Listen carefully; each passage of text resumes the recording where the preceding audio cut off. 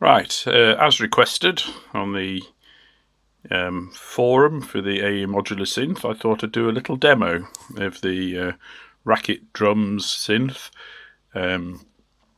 working with the AE Modular. The connections you see here on the drum synth are the black cable is the trigger coming from the AE, and I'll discuss that more in a moment, and the orange cable is a pitch CV coming from an LFO on the modular. That's actually slightly superfluous because there is a LFO on the drum synth itself. So this is my AE modular. I've done the simplest patch possible. All I've got is, you can see the orange cable coming down from the Euclid grid, which arrived yesterday, literally, and I'm over the moon with it. Well done to Car, I hope I'm pronouncing that correctly, KYAA, for a fabulous module, brilliant. Didn't need to read the instructions to make sure I understood, and couldn't work, you can't work them all out. There's all sorts of complications going on.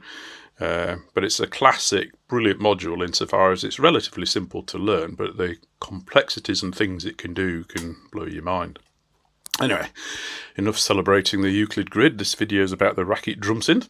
And then the green cable is the LFO. They're both going through the 4IO just to change the cable size. I'm sure some of you out there could make a patch cable with the AE patch cable at one end and the 3.5mm jack on the other, but that's what the 4IO is for in my mind. And so without further ado, I'll get it making a noise. I'm not recording the audio separately, I've just turned my speakers up in the studio, so hopefully you'll hear it quite well.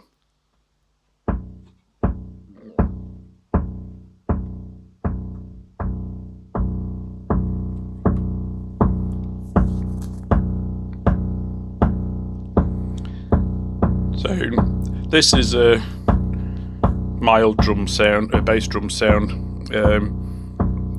All I did was to get it to start going off was turn up sensitivity. So the sensitivity works with the built-in thing inside. No, it won't work when it's it's got a trigger input. So there's a piezoelectric pad built in, and that you can just tap the actual casing, and that works fine. And obviously you can adjust the sensitivity, which is that top left-hand knob, and then the and that works for the triggering as well. And I've found it's really handy, like if you want to fade it in and out while you're actually playing something with it and things like that. So my power on-off light doesn't work, and to be honest, I couldn't be bothered to go back in and try and sort it out. I don't need it, because if the thing's on, the LFO rate LED's flashing anyway, so you know it's on, and obviously it's making a noise if it's on as well. So I have to say I'm not really sure it really matters. So I'll try not to do too much camera shake. So two LFO shapes. If you couldn't hear it much before, I bet you can hear it now, because the volume's just shot up in the studio with changing the frequency. Yeah, two sweep directions.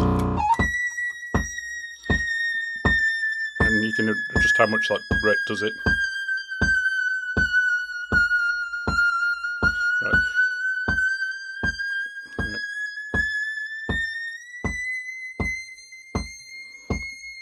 The reason you're hearing that wobble is that's the LFO coming in from the AE modular. So that's the LFO from the AE modular that's doing that. But you can just use the one that's in it as well.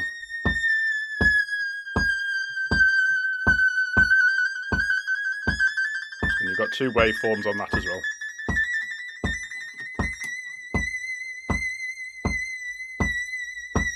And you can adjust the decay, as you'd expect.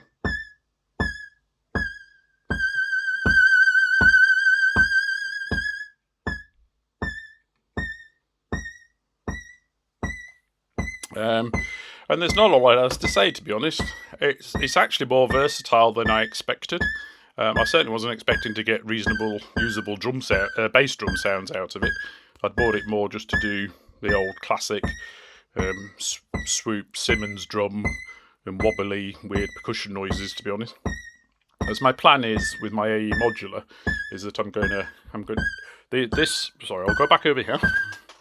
So this is going to be my main AE Modular. Once it's full, I'm not intending to buy any more modules, but I did say that before.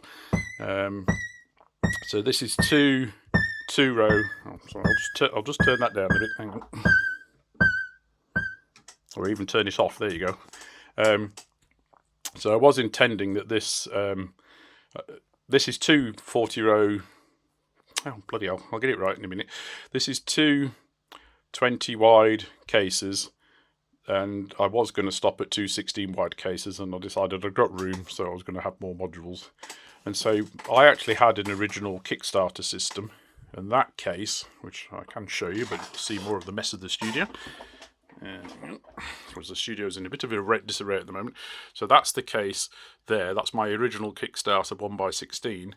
And this is one of the reasons I bought the drum synth, which is why I thought it was relevant to this video, is this is going to be a percussion synthesizer. So do sort of funky old analog sounds. So the bass drum module's in there, and a few little modulators. There's noise and a VCO in there, so I can do a snare drum synthesis and things like that. So, and that's some of the new modules are going in there, like the modulator module, because there isn't much room. And again, I don't want to go bigger than that. So, so that's the plan. And then my plan is also now to buy the metal synth as well, which takes me nicely back to the Rakits synth. If I'm going back to him. So this little fella, you can see he's not very big. I'd say, apologies to our American brethren, you'll have to convert, but I would say it's about 10 centimetres, maybe 12 centimetres front to back. It's about 8 centimetres at most wide, and the depth is minuscule. I mean, it's that. So you can see, if you've got, you know what 3.5mm chucks look like. That's my soldering, which I'm not going to let you get a good look at. You can have to pause it if you want to see my soldering, because the final soldering you do is after you assembled it. And that leads me on to the next bit, which is you can buy it ready-made. It literally was a 50% increase on the price on the drum synth. It varies depending on the kit, obviously. But at least the option's there for those of you that don't fancy building it. So I paid just over £50 for this, which I thought, to be honest, seemed quite expensive when I ordered it. But having had kits from Wonky Stuff and Keurslanger Kurt from Belgium, I can understand and actually think, particularly with the instructions, which you have to print or download from the internet, you know, it was brilliant and well worth the money. And certainly, you know, even buying it ready-made for, as of early 2022, £75 ready built. I actually think it's pretty good value for money, with having the triggers on as well. If it didn't have the trigger, I wouldn't have bought it if it didn't have the trigger in on it, because my intention is to use it with my percussion synth, as I've just shown you. And then because it is 0 to 5 volts with the same as the AE, it's completely compatible, and my intention is it might even get the signal might go into the AE for further processing as well. So looking forward to experimenting with that later. I'm afraid this video is going to be too short to demonstrate that. So Rakit drum synth, I'll put a little bit of information in the thing below. They do other things as well. The one I'm going to get next is called the metal synth, and that obviously means you can do more cymbals and crashy noises and things. Okay, if you've got any questions, please ask via the forum. I do monitor YouTube, but not that closely. Okay, thanks very much. Bye.